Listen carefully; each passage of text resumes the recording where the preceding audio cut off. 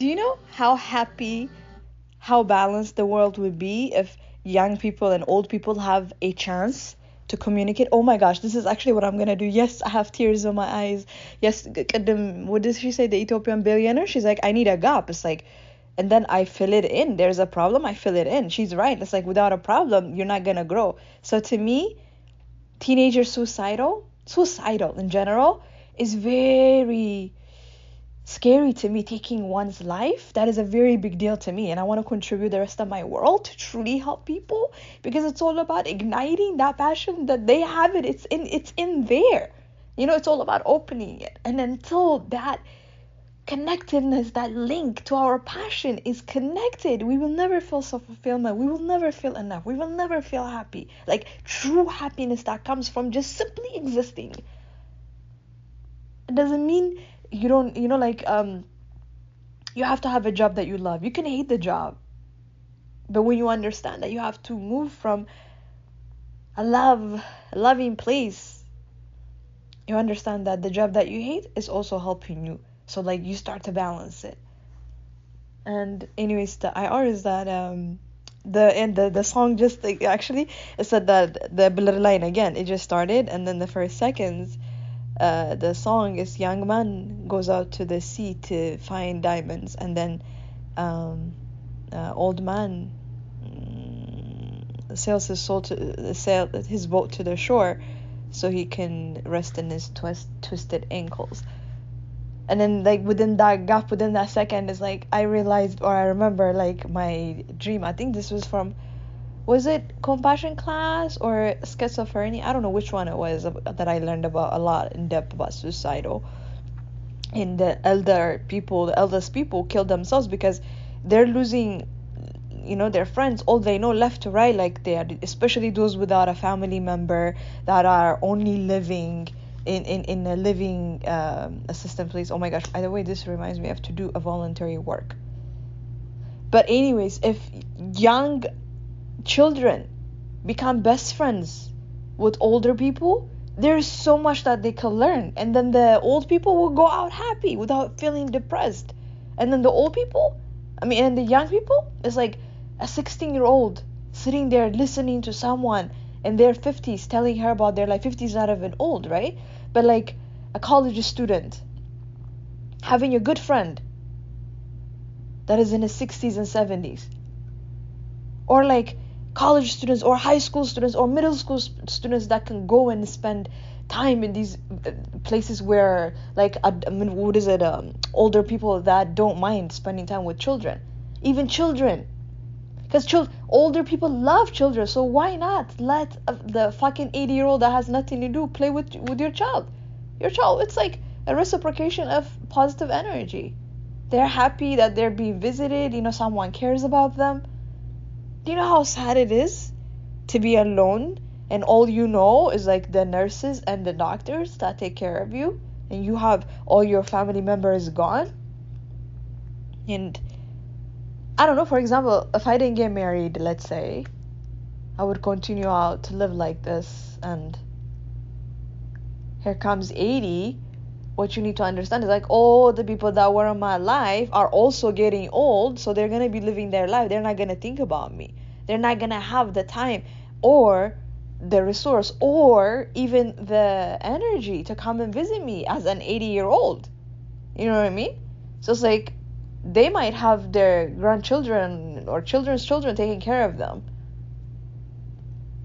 but me, I can't do it all alone, so I have to live in the nursing home.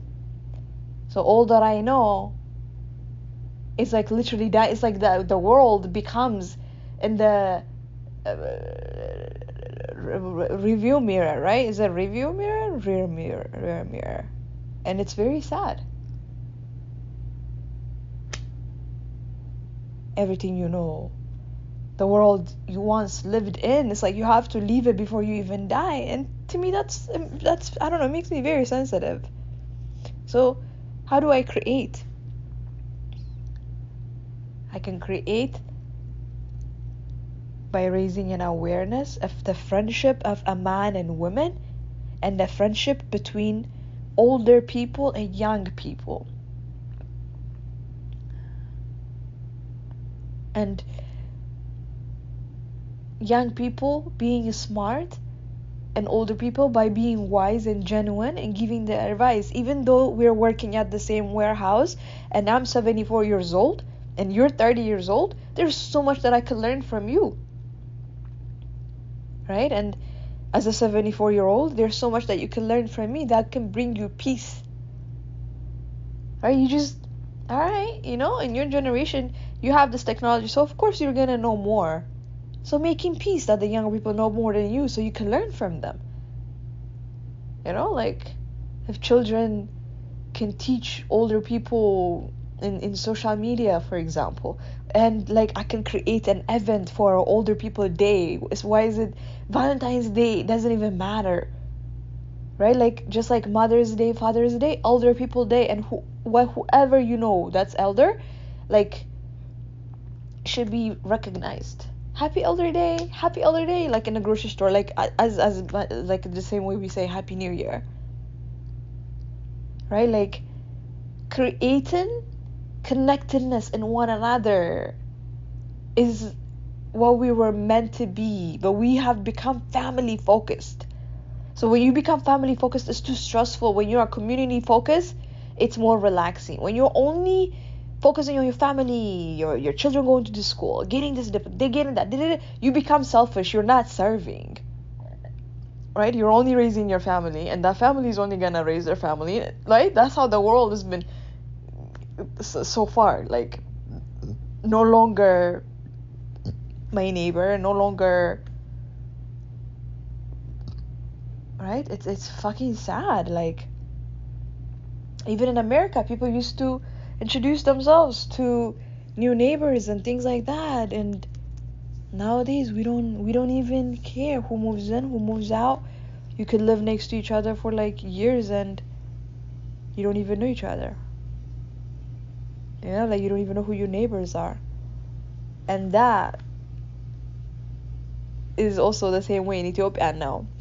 And in Ethiopia, I remember የጎረቤት ወላጅ እናት አባት ነበረ የጎረቤት ልጅ የሚቆረጥጡት, and it wasn't even a big deal. It was like all love. So it's like the more we're advancing, the more we're separating from each other. We're not only from each other, from nature and life itself. To me, the river, the rock, the tree, the sun, the moon, the mountain, the ocean, the birds, everything nature is also part of me. I have to respect it. And I am more responsible to pay attention to what they do because I know I can think. I don't know if a bird can think or not. They might have their own, language, their own way of living. We don't know that. We don't know if they don't have a language or not. We don't. But we see that they only care about food. We're not like that though. How do we know that? Because of our skin, for example, that drives us to cover it up.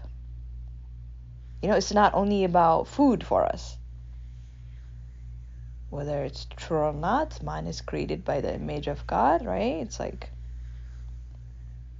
if that's true, it makes sense why we have to be able to think for ourselves. And especially nowadays where information is like a click of a finger, you don't even have to go to the library, check out books, you can read anything.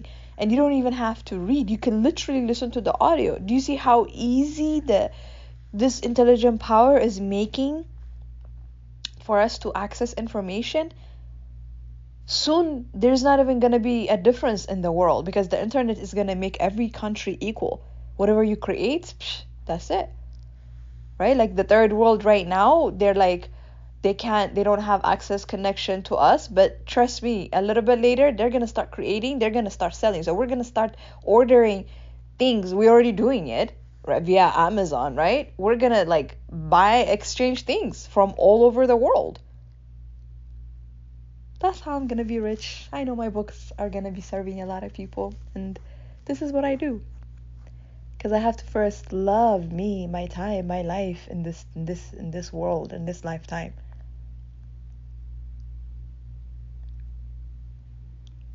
I'm already given. I'm already paid. Because this is what a writer wants. A writer wants time, quiet, to stay still, do nothing. And I've been blessed.